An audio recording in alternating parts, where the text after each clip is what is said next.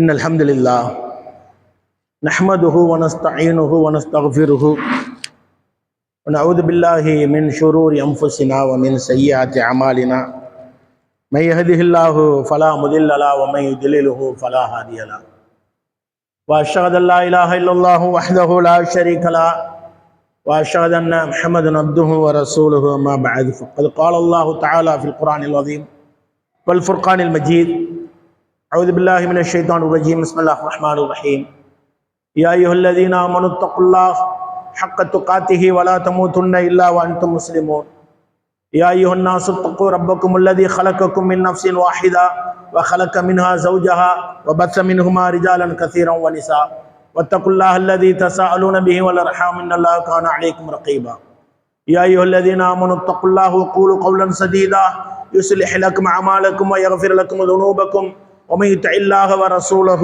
فقد فاز فوزا عظيما رب اشرح لي صدري ويسر لي امري واحلل عقدة من لساني يفقهوا قولي ربي زدني علما. அளவற்ற அருளாளனும் நிகரற்ற பேரன்புடையவனுமாகிய எல்லாம் வல்ல அல்லாஹு ஜல்ல ஷானு தஆலாவின் நல்லடியார்களே, அல்லாஹுவின் மகத்தான அருளின் காரணமாக அவன் நம்மீது விதியாக ஆக்கியிருக்கின்ற சிறப்பு மிகுந்த ஜும்மாவுடைய வணக்கத்தை நிறைவு செய்ய வேண்டும் என்கிற உயர்ந்த நோக்கத்தோடு நாம் எல்லாம் இங்கே ஒன்று குழுமி இருக்கின்றோம். இந்த நேரத்திலே இளைஞர்கள் குறித்து இஸ்லாம் என்ன சொல்கிறது என்பது குறித்து சில செய்திகளை அறிந்து கொள்வோம். கண்ணியத்திற்குரிய எல்லாம் அல்ல அல்லாஹ்வின் நல்லடியார்களே, நாம் வாழ்ந்து கொண்டிருக்கக்கூடிய இந்த காலகட்டத்திலே இளைஞர்களுடைய மற்றும் இளம்பெண்களுடைய வாழ்க்கையினுடைய அந்த தரமானது மிகவும் ஆபத்தான பாதையை நோக்கி செல்லக்கூடியதாக இருக்கிறது.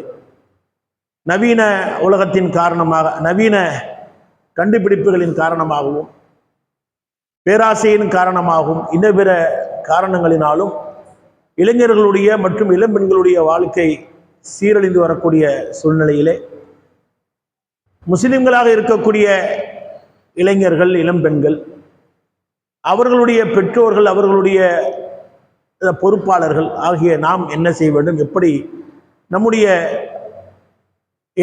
இளைஞர்களையும் இளம்பெண்களையும் வழிநடத்த வேண்டும் என்கிறது செய்தி குறித்து அருள்மறை அல் குர்ஆனில் இருந்தும் நபிகள் பெருமகனார் ஸல்லல்லாஹு அலைஹி வஸல்லம் அவர்களுடைய வாழ்க்கையில் நிகழ்ந்த சில சம்பவங்கள் குறித்தும் இந்த நேரத்தில் அறிந்து கொள்வோம். கண்ணியத்திற்குரியவர்களே, இளம்பெண்களை காட்டிலும் இளைஞர்களுடைய அந்த வாழ்க்கையை எடுத்துக்கொண்டால், அவருடைய பழக்க வழக்கங்களை எடுத்துக்கொண்டால் மிக மோசமான ஒரு காட்சியைத்தான் நம்மால் காண முடிகிறது. போதை பழக்கமாக இருக்கட்டும் அல்லது இன்ன பிற வன்முறை அந்த செயல்களிலே இறங்குபவர்களாக இருக்கட்டும், கண்மூடித்தனமாக அவர்கள் விரும்பக்கூடிய நபர்களுக்கு ரசிகர் மன்றங்கள் அமைப்பதாக இருக்கட்டும் அல்லது அரசியல் கட்சிகளுக்கு பின்னால் செல்லக்கூடியவர்களாக இருக்கட்டும், இதில் பெரும் கூட்டத்தினராக இளைஞர்கள் தான் இருக்கிறார்கள். இஸ்லாம் எப்படி அவர்களுக்கு பாடம் நடத்துகிறது, அருள்மறை அல் குர்ஆன் எப்படி நடத்துகிறது என்பதை குறித்து இஸ்லாம் மக்கள் அறிந்து கொள்ள வேண்டும். ஏனென்று சொன்னால் அருள்மறை அல் குர்ஆன் ஒட்டுமொத்த மனித சமுதாயத்திற்காக அருளப்பட்ட செய்தியாக இருந்தாலும், வாழ்க்கை நெறிமுறையாக இருந்தாலும், அதை ஏற்றுக்கொண்டவர்களுக்கு இது அல்லாஹ்வுடைய வேதம் என்பதை நம்பக்கூடியவர்களுக்கு தான் அது வழிகாட்டும். அந்த அடிப்படையிலே முஸ்லிம்களுக்கு, முஸ்லிம்களுடைய இளைஞர்களுக்கான அறிவுரைகளை அல்லாஹ் ரப்பல் ஆலமீன் தனது அருள்மறை அல் குர்ஆனிலே நிறைய இடங்களிலே சொல்லி காட்டுகிறார். அதில் மிக குறிப்பாக நபிகள் நாயகம் ஸல்லல்லாஹு அலைஹி வஸல்லம் அவர்களை, இந்த நபியை நீங்கள் பின்பற்றி வாழுங்கள் என்று ஒரு நபி குறித்து அல்லாஹ் தனது அருள்மறை அல் குர்ஆனிலே சொல்லுவான். சும்மா உஹைனா இலைக்க அன் இத்தபிஅ மில்லத்த இப்ராஹிம ஹனீஃபா வமா கான மினல் முஷ்ரிக்கீன். முஹம்மது ஸல்லல்லாஹு அலைஹி வஸல்லம் அவர்களுக்கு கூட யாரை பின்பற்ற வேண்டும் என்று அல்லாஹ் சொல்கிறான்? இப்ராஹிம் அலைஹிஸ்ஸலாம் அவர்களை பின்பற்ற வேண்டும். ஏனென்று சொன்னால் அவர் இணை வைப்பவராக ஒருபோதும் இருந்ததில்லை என்று அல்லாஹ் ரப்பல் ஆலமீன் இப்ராஹிம் அலைஹிஸ்ஸலாம் அவர்கள் குறித்து சொல்கிறார். அந்த இப்ராஹிம் அலைஹிஸ்ஸலாம் அவர்களுடைய அந்த தள்ளாத வயதில் மார்க்க பிரச்சாரம் செய்தார்களா? இந்த சத்திய போதனை மக்களுக்கு எடுத்து சொன்னார்களா? அதனால் ஏற்படக்கூடிய அந்த விளைவுகளை அவர்கள் எதிர்கொண்டார்களா என்று சொன்னால் அதுதான் இல்லை. வயது முதிர்ந்த காலத்திலும் அது போன்றுதான் இருந்தார்கள். ஆனால் மிக சிறிய வயதிலே இளைஞராக இருந்தபோது அவர் செய்த செய்தி குறித்து அல்லாஹ் தனது அருள்மறை அல் குர்ஆனிலே பேசுகிறான். எப்படி பேசுகிறான்? இப்ராஹிம் அலைஹிஸ்ஸலாம் அவர்கள் அந்த காலகட்டத்திலே வாழ்ந்து கொண்டிருந்த மக்கள் வணங்கிய அந்த தெய்வங்கள், அந்த சிலைகளை எல்லாம் உடைத்து விட்டார் என்கிற செய்தி எல்லாம் நீங்கள் அறிந்திருக்கிறீர்கள். அப்படி உடைத்து விட்ட பிறகு அந்த சமுதாய மக்கள் நம்முடைய தெய்வத்திற்கு என்ன நேர்ந்தது, இது எல்லாம் யார் செய்தது என்கிற அந்த கேள்வியை எழுப்புகின்ற பொழுது அங்கே சொல்லப்படுகிறது, காலு சமைனா ஃபத்தை எதுக்குருகும் காலு லஹு இப்ராஹிம். ஒரு நபர், ஒரு இளைஞரை பற்றி நாங்கள் கேள்விப்பட்டிருக்கிறோம், அவர் பேர் இப்ராஹிம், அவர்தான் இதை செய்திருப்பார் என்கிற செய்தி அல்லாஹ் சொல்லுகின்ற பொழுது அவர் ஃபத்தை என்கிறான், அவர் ஒரு இளைஞராக இருந்தார் என்கிறான். நம்ம வாழக்கூடிய இந்த சூழ்நிலையில இருக்கக்கூடிய இளைஞர்களுடைய நிலை எப்படி இருக்கிறது? தாங்களும் குர்ஆனை ஏற்று நடப்பது கிடையாது, அதன் பிறகு மக்களுக்கு சொல்வதும் கிடையாது.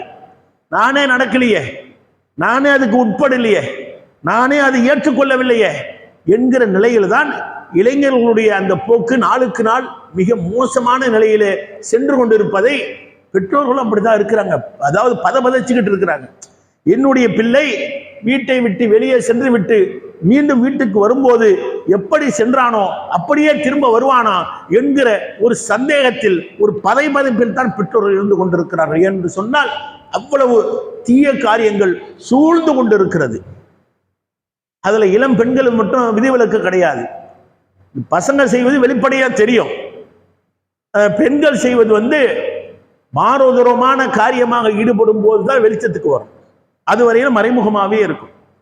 அப்ப இஸ்லாம் என்பது ஆணுக்கு தனி பெண்ணுக்கு தனி என்கிற உபதேசம் கிடையாது. ஆகையினால் இளைஞர்களாக இருந்தாலும் இளம் பெண்களாக இருந்தாலும் அவர்கள் இப்ராஹிம் அலைஹிஸ்ஸலாம் அவர்களுடைய அந்த மார்க்கத்தை, அந்த நடைமுறையை, அந்த வழியை பின்பற்ற அவசியம் உடையவர்களாக இருக்கிறார்கள் என்பதை நம்ம கவனத்தில் கொள்ளணும். அல்லாஹ் ரப்பல் ஆலமீன் அல் குர்ஆனிலே 18வது அத்தியாயமாக இருக்கக்கூடிய சூரத் கஹஃப் என்று சொல்லக்கூடிய அந்த அத்தியாயத்தில் சில இளைஞர்கள் குறித்து பேசுகிறார். அவர்கள் என்ன செய்தார்கள்?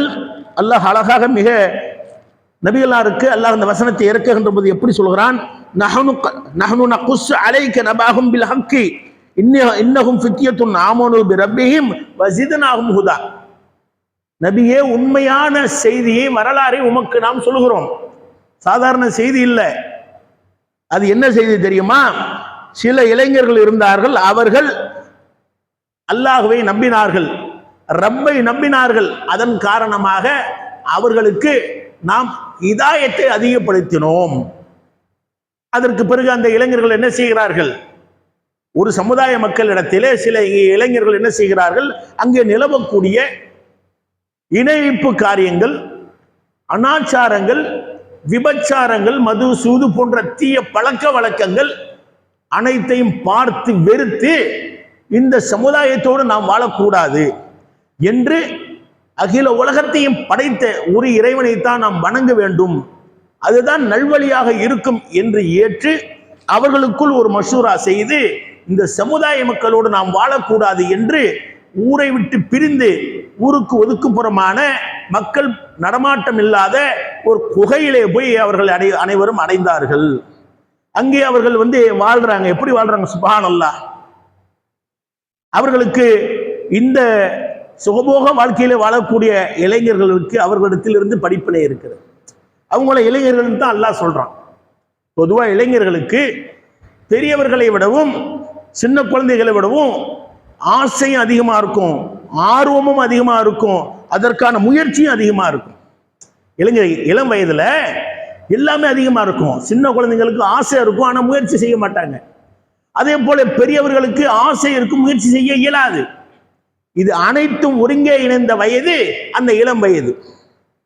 அப்படிப்பட்ட அந்த இளைஞர்கள் தான் இந்த சமுதாய மக்களோடு நாம் வாழக்கூடாது, மிக மோசமான கலாச்சாரத்திலே வாழுகிறார்கள் என்று அவர்களிடத்திலிருந்து வேறுபட்டு அவர்களிடத்திலிருந்து வெளியேறி ஒரு குகையின் உள்ளே வாழுகிறார்கள்.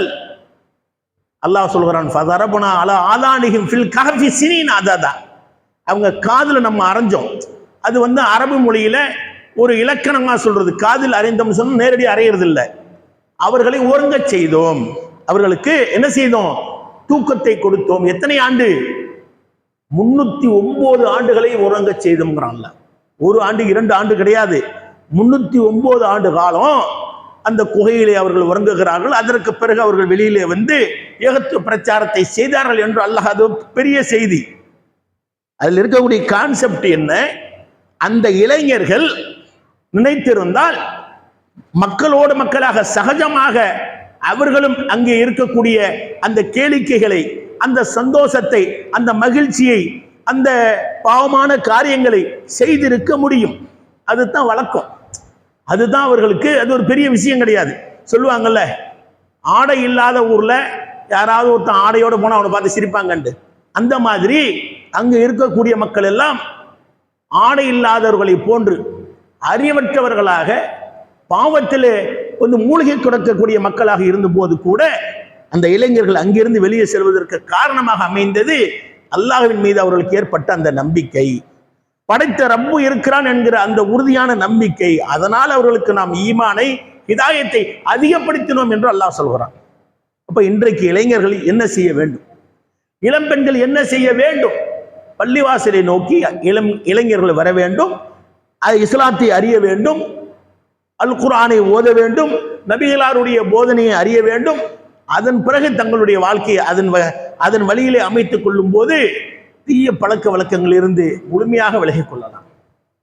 தீய பழக்க வழக்கத்திலிருந்து விலகிக் கொள்வதற்கு மிக தலையாய ஒரு காரணியாக அமைவது என்ன தெரியுமா? இன்ன ஸலாத்த தன்ஹா அனில் ஃபஹ்ஷாய் வல் முன்கர். அல்லாஹ் சொல்றான், என்னது? தொழுகை நீங்க நிலநாட்டுங்க, அது மானக்கேடான காரியங்களை விட்டும் பாவத்திலிருந்து உங்களை பாதுகாக்குங்கிறான். இது இளைஞர்களுக்கு மட்டும் இல்லை, ஒட்டுமொத்த மூமின்களுக்கும் தான். ஆனா இளைஞர்களுடைய அந்த மனது, இளம்பெண்களுடைய அந்த மனது ஒரு பரிதவிப்பிலேயே இருந்துகிட்டு இருக்கும், ஒரு ஸ்டேபிளா இருக்காது, ஒரு பக்குவமா இருக்காது. அந்த வயசுல தாண்டி தான் நம்ம எல்லாரும் வந்திருக்கோம். நமக்கு அது போன்ற மன ஊசலாட்டங்கள் இருக்கத்தான் செய்தது. அப்போது பெற்றோர்களாகிய, அவர்களுடைய பாதுகாவலர்களாகிய, அவர்களுடைய பொறுப்பாளர்களாகிய நாம் அவர்களுக்கு அழகிய வழிமுறைகளை சொல்லி காட்ட வேண்டும். அந்த 10 பருவம் என்று சொல்வார்களே, ரொம்ப டேஞ்சரான பருவம். அந்த டீனேஜ்னு சொல்றது மிக மிக மோசமான, அதிலிருந்து ஒருத்தன் தப்பிச்சு வந்துட்டான பெரிய விஷயம். பாவம் செய்யாம, விபச்சாரம் செய்யாம, மது அருந்தாம, ஆணாக இருந்தா மது அருந்தாம, புகை இல்லாம, வேற வேற போதை வஸ்துக்களுக்கு அடிமையாகாம, தீய பழக்க வழக்கங்களுக்கு அடிமையாகாம, அந்த வன்முறையோடு வெறித்தனமாக சுத்தி திரிகிறார்கள் சில இளைஞர்கள். அது போன்று இல்லாம, வேலை வெட்டி இல்லாம அப்படியே ஊரை சுத்திக்கிட்டு ஊர் மேய்வாங்கன்னு சொல்லுவாங்களே, அது போன்று இல்லாம இளைஞர்களை பாதுகாப்பதற்கு மிகப்பெரிய ஒரு கேடயமாக அல்லாஹ் அமைத்து தன்பது நமக்கு வழங்கி இருப்பது எது? இந்த ஐங்கால தொழுகை. அதை நோக்கி அந்த இளைஞர்கள் வர வேண்டும், இளம்பெண்கள் வர வேண்டும், பெரியவர்களும் வர வேண்டும், சிறியவர்களும் வர வேண்டும். இளைஞர்களுக்காக நம்ம பேசுவதற்காக இளைஞர்களை முன்னிறுத்தி நாம் சொல்கிறோம். அப்ப இது போன்று தங்களுடைய வாழ்க்கையை இளவயதிலே அல்லாஹ்வுக்காகவே அர்ப்பணித்துக் கொண்டவர்களுக்காக அல்லாஹ் வழங்கி இருக்கக்கூடிய கூலி என்ன என்பது இறுதியிலே பார்ப்போம். சஹாபாக்களிலே இளைய வயதுடையவர்கள் இல்லையா? இருந்தார்கள். முஸாப் இப்னு உமைர் ரலியல்லாஹு அவர்களுடைய சிறப்பு என்ன தெரியுமா? முஸாப் இப்னு உமைர் ரலியல்லாஹு அவர்கள் ஒரு பாதையிலே வந்து சென்றால் அந்த வீதி முழுக்க அப்படியே அத்தர், அந்த நறுமணம் அப்படியே வாட இருந்துகிட்டே இருக்கும். அவர் இருக்குனுங்கிற அவசியம் இல்லை, அவர் வந்துட்டு போயிட்டாலே மக்கள் பேசிக் கொள்வார்கள், இங்க முஸாப் வந்துட்டு போயிருக்கார, அவர் தான் இந்த மாதிரி வாசனை திரவியம் ரொம்ப காஸ்ட்லியா, ரொம்ப விலை உயர்ந்த அந்த வாசனை திரவியத்தை அவர்தான் பூசிக்கொண்டு வருவார் என்கிற அளவுக்கு செல்வசியமானாக வளர்ந்தவர். நபிகள் பெருமகனார் ஸல்லல்லாஹு அலைஹி வஸல்லம் அவர்களுடைய இந்த ஏகத்துவ கொள்கை, இந்த சத்திய பிரச்சாரத்திலே அவர்கள் அதை ஏற்றவராக, ஒரு இறைவனை நம்பியவராக, மறுமை நாளின் மீது நம்பிக்கை கொண்டவராக நபிகள் பெருமகனார் ஸல்லல்லாஹு அலைஹி வஸல்லம் அவர்களோடு இணைந்து எந்த அளவுக்கு இணைந்து அவர் வந்துவிட்டார்? போர்க்களத்திற்கு செல்லக்கூடிய அளவுக்கு. போர்க்களத்திற்கு செல்வது என்று சொன்னால் வாழ்வா சாவாதான், போயிட்டு உயிரோடு வந்தா தான் நிச்சயம். அப்ப அது நன்றாக தெரியும் அரபியர்களுக்கு. நபிகள் நாயகம் ஸல்லல்லாஹு அலைஹி வஸல்லம் அவர்கள் காலத்தில் மாத்திரமல்ல, காலமாக அரபியர்கள் என்றாலே போர் செய்பவர்கள். அவர்களுக்கு என்ன ஆகும்?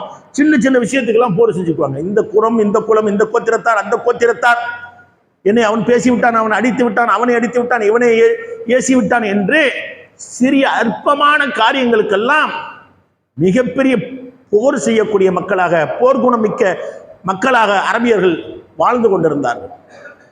அப்படிப்பட்ட அந்த மக்களுக்கு மத்தியில் தான் நபிகள் பெருமானார் ஸல்லல்லாஹு அலைஹி வஸல்லம் அவர்கள் இந்த சத்திய பிரச்சாரத்தை எடுத்து சொன்னார்கள். அதிலே ஈடுபட்ட ஒரு சஹாபி தான் யார்? முஸ்அப் பின் உமைர் ரலியல்லாஹு அவர்கள். அவர் உஹது போரில கலந்து கொண்டு அங்கே கொல்லப்படுகிறார், வீரமரணம், ஷஹீதாக ஆக்கப்படுகிறார். அப்போது நல்லா யோசிச்சு பாருங்க, ஒரு அத்தர் எவ்வளவு காஸ்ட்லியா பூசிக்கிட்டு ஒரு இளைஞர் வராருன்னா அவருடைய அந்த லைஃப் ஸ்டைல் எப்படி இருந்திருக்கும், அவருடைய வாழ்க்கை முறை எப்படி இருக்கும், எவ்வளவு காஸ்ட்லியான ஆடைகளை அணிந்திருப்பார், அவருக்கென்று அந்த வாழ்க்கை தரம் எப்படி இருந்திருக்கும், நம்மளால கற்பனை செய்ய முடியுது தானே. அவர் என்ன செய்யப்படுகிறார்? உஹது போரில கலந்து கொண்டு அங்கே கொல்லப்படுகிறார். அப்போது நபிகள் பெருமானார் ஸல்லல்லாஹு அலைஹி வஸல்லம் அவர்கள் வரிசையாக அங்கே கிடத்தி வைக்கப்பட்டிருக்கக்கூடிய இந்த ஜனாசாக்களை, அந்த ஷஹீதுகளை அப்படியே பார்த்து வருகிறார்கள். ஷஹீதுகளுடைய அடக்கம் எப்படி இருக்க வேண்டும் சொன்னால், நம்மளை போல குளிப்பாட்டி கஃனிட்டுலாம் அடக்கம் பண்ண மாட்டாங்க. நபிகள் பெருமானார் ஸல்லல்லாஹு அலைஹி வஸல்லம் சொல்லி இருக்கிறார்கள், ஷஹீதுகளை, இந்த போரிலே கொல்லப்பட்ட அந்த சகோதர சகோதரிகளை என்ன செய்யாதீங்க? குளிப்பாட்டாதீங்க, அந்த ரத்தத்தோடு அப்படியே அடக்கம் பண்ண வேண்டும். நாளை மறுமை நாளையில அந்த இரத்த கரையோடு ரப்புல் ஆலமீனை சந்திப்பார்கள் என்பதாக நபிகள் பெருமானார் ஸல்லல்லாஹு அலைஹி வஸல்லம் சொல்லி இருக்கிறார். அப்ப அப்படியே அடக்கம் பண்ணணும். என்ன ஆடை உடுத்தி இருக்கிறார்களோ அந்த ஆடையை அப்படியே மூடி அடக்கம் செய்ய வேண்டும். ஒரு பெரிய கோடீஸ்வரர் அவர் இறந்த போது அவர் அணிந்திருந்த அந்த ஆடையை அவருடைய தலையை மூடினால் கால் தெரிகிறது, காலை மூடினால் தலை தெரிகிறது. பாருங்க, யோசிச்சு பாருங்க. அவர் இந்த போருக்கு வந்திருக்க வேண்டிய அவசியம் கிடையாது. அந்த ஊரில் வாழ்ந்த மக்களோடு ஒருவராக அவர் வாழ்ந்திருக்கலாம், சுகபோகமாக வாழ்ந்திருக்கலாம். இந்த சத்தியத்தை மக்களுக்கு நான் சொல்ல வேண்டும், அதற்கு இடையூறாக இந்த காஃபிர்கள் இருக்கிறார்கள், முஷ்ரிக்குகள் இருக்கிறார்கள், அவர்களை ஒழித்து கட்ட வேண்டும். அவர்களை ஒழித்து கட்டினதுனால தான் இன்னைக்கெல்லாம் நம்ம இவ்வளோ நிம்மதியாக உட்காந்து இப்படி போட்ட மைக்கு வச்சு இவ்வளோ ஃபேன் போட்டு இவ்வளோ பள்ளிவாசல் கட்டி இவ்வளோ சுகமாக உட்காந்து அல்லாஹ் ரசூலை பற்றி பேசிக்கிட்டு இருக்கோம். என்ன தியாகம் நாம செய்திருக்கிறோம், இஸ்லாத்திற்காக என்ன செய்து தான தர்மம் செய்யறோம். தியாகமா பெருசா? அது ஒரு சின்ன விஷயம். தன்னுடைய உயிரை பணையம் வைத்து அவர்கள் அடக்கம் செய்வதற்கு முன்பாக அந்த நிலையிலே அவர்கள் என்ன செய்கிறார்கள்? நபிகள் பெருமானார் ஸல்லல்லாஹு அலைஹி வஸல்லம் அவர்கள் அந்த பகுதியில இத்தக்கீர் என்று சொல்லக்கூடிய ஒரு விதமான புல் செடிகள் இருக்கிறது, அதை என்ன செய்யறாங்க? அதை எடுத்துட்டு வாங்கங்கிறாங்க. இந்த துணியை தலைக்கு மூடிட்டு கால் பகுதிக்கு அந்த புற்களை கொண்டு மூடி இப்ப அடக்கம் பண்ணுங்கிறாங்க. யோசிச்சு பாருங்க, அவர் எவ்வளவு பெரிய செல்வந்தர், சீமான். அவருக்கு இது அவசியமே கிடையாது. உங்களுக்காக, எனக்காக, ஒட்டுமொத்த உலக அழிவு நாள் வரையிலும் இந்த இஸ்லாம் நிலைத்திருக்கக்கூடியதாக இருக்கிறதே, அந்த மக்களுக்காக, இந்த இஸ்லாத்திற்காக தன்னுடைய உயிரை ஒரு இளைஞர் விடுகிறார் என்று சொன்னால் யோசிச்சு பாருங்க. சஹாபாக்கள்ல உயிரை நீத்தவருடைய அந்த வரலாறு நிறைய இருக்கு, எண்ணில் அடங்காதது இருக்கு, சொல்லிக்கிட்டே போகலாம். இளைஞர்கள் என்கிற அந்த விஷயத்திற்காக சொல்லப்படுகிறது. சஅத் பின் அபி வக்காஸ் ரலியல்லாஹு என்கிற ஒரு சஹாபி, அவரை பத்தி நீங்க நிறைய கேள்விப்பட்டிருக்கு. அவர் இந்த சத்திய மார்க்கத்தை ஏற்றுக்கொள்கிறார். ஏற்றுக்கொள்கின்ற பொழுது அவருடைய தாயார் என்ன செய்கிறார்? சஅதே, நாம காலங்காலமா ஒரு மார்க்கத்தில் இருந்துகிட்டு இருக்கோம், நீ புது மார்க்கத்தை பின்பற்றுகின்றாயா? அதிலிருந்து வெளியாகத்தான் வேண்டும் என்று வற்புறுத்துகிறார்கள்.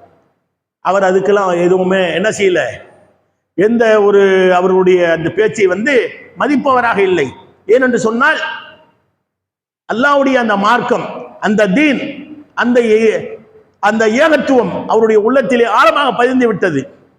அப்போது அவர்கள் சொல்கிறார்கள், நீ இந்த மார்க்கத்தை விட்டு வரவில்லையானால் நான் இன்று முதல் உண்ண மாட்டேன், பருக மாட்டேன், எதுவும் செய்ய மாட்டேன், என் உயிர் போற வரைக்கும் நான் இப்படியே இருந்துருவேன், ஒண்ணுமே சாப்பிட மாட்டேன். அப்படியா? சிறிது நாள் அது போன்றே செய்கிறார்கள். மூர்ச்சையா கூடிய அளவுக்கு, அவங்க மயக்கம் போட்டு உழக்கூடிய அளவுக்கு அப்படியே பட்னியா கிடக்குறாங்க.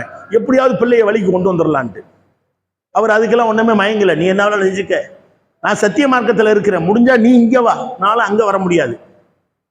இறுதியிலே அவருடைய அந்த அந்த சஅத் பின் அபி வக்காஸுடைய இன்னொரு சகோதரர் இருந்து அந்த அம்மாவை ஆசுவாசப்படுத்தி, அவர் போனா போட்டோம், நாங்களாம் இருக்கிறோம், இருங்கன்னு சொல்லி ஆறுதல் வார்த்தை கூறுகிறார். அப்போது அந்த பெண்மணி சஅத் பின் அபி வக்காஸுடைய அந்த தாயார் பிள்ளைக்கு எதிராக சபிக்கிறார், நீ நாசமா போ, உன்னை பெற்றதுக்கு. இன்றைக்கும் சிலர்கள் தங்களுடைய பிள்ளைகளை இந்த ஏகத்துவத்திலே செல்வதற்காக தர்காவுக்கு நான் வரமாட்டேன், பாவமான காரியத்தை செய்ய மாட்டேன், ஷிர்கான காரியங்களை நான் செய்ய மாட்டேன், பிதாத்துக்கு நான் வக்காலத்து வாங்க மாட்டேன், இது போன்று சொல்லக்கூடிய பிள்ளைங்களை இந்த அளவுக்கு பெருசா சபிக்காட்டியும் ஏதாவது கெட்டு போ, சீரழிஞ்சு போ அப்படி சொல்லக்கூடியவங்க இன்னைக்கு இருக்கிறாங்கல்ல. அப்ப சஅத் பின் அபி வக்காஸ் ரலியல்லாஹு அவர்கள் மிக உறுதியாக இருந்தார்கள்.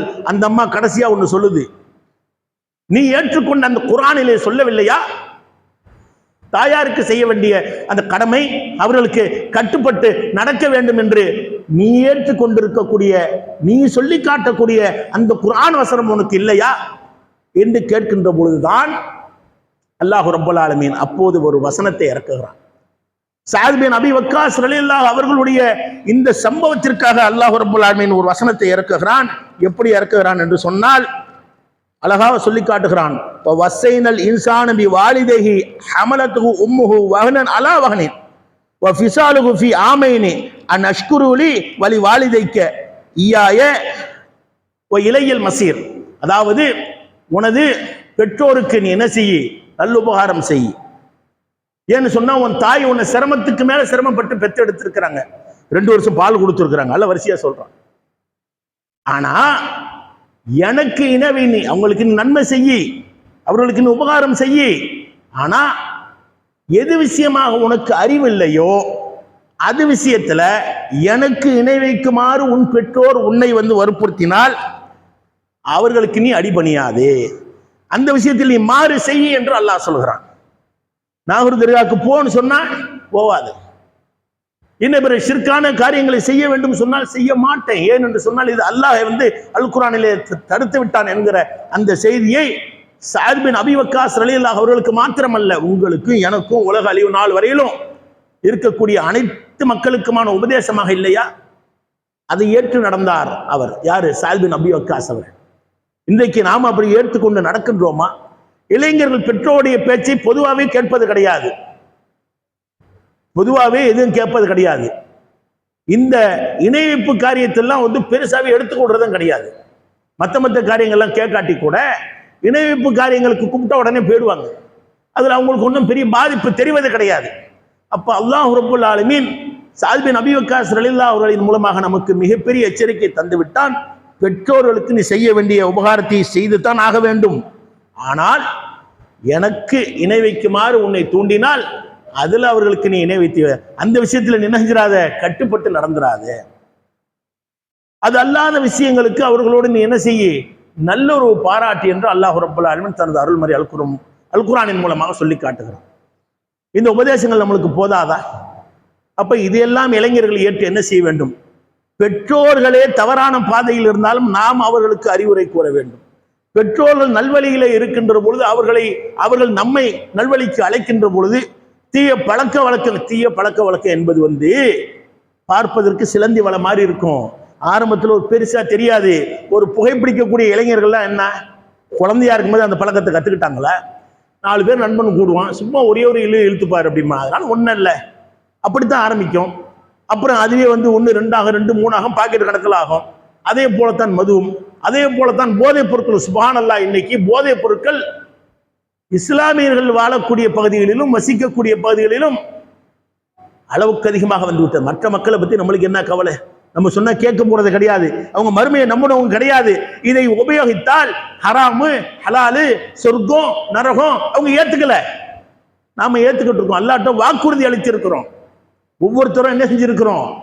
வாக்குறுதி அளித்தவராக நம்ம இருக்கிறோம். அப்ப நாம் எப்படி பின்பற்றி நடக்க வேண்டும் என்று சொன்னால் நபிகளாருடைய போதனைப்படியும் அல் குர்ஆனுடைய அந்த போதனைப்படியும் தான் நம்ம நடக்க வேண்டும். அப்படி நடப்பவர்களுக்கான கூலி என்ன என்பதை இன்ஷா அல்லாஹ் 2வது உரையில பார்ப்போம்.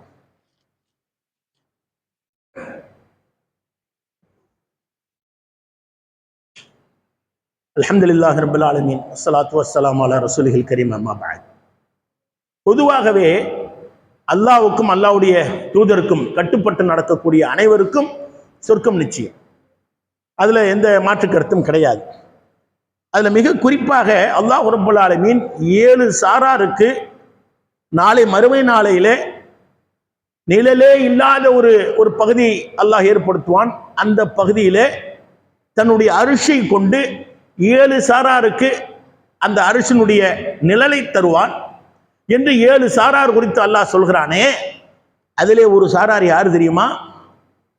அல்லாஹ்வுடைய வணக்கத்திலேயே தன்னை இணைத்துக் கொண்டு அதிலேயே மூழ்கி கிடக்கக்கூடிய இளைஞர் சொன்னா இளம் பெண்களும் அதில் அடங்குவாங்க.